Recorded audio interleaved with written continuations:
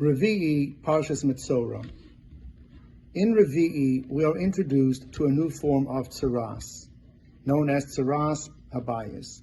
This manifests itself as a discoloration upon the walls of one's house, and reflects certain transgressions committed by the homeowner. The purification process of the house often results in its complete destruction.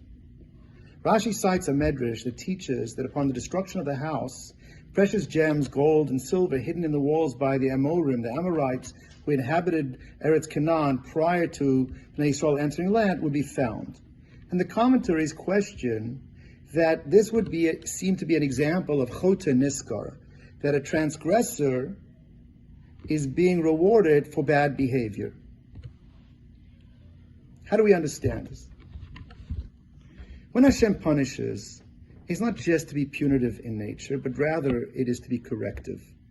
He wants us to stop being self-destructive and change our ways. Now, very often, when people are being criticized, they don't accept criticism graciously. In fact, what happens is the opposite.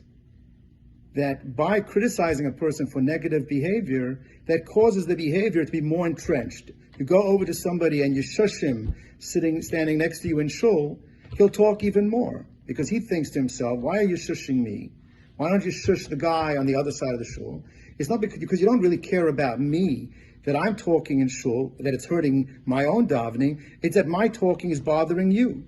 So if criticism is being levied not for the benefit of the transgressor, but just because that person who is exhibiting this bad behavior is bothering you, almost always that criticism will not be accepted. In fact, it'll have the opposite effect.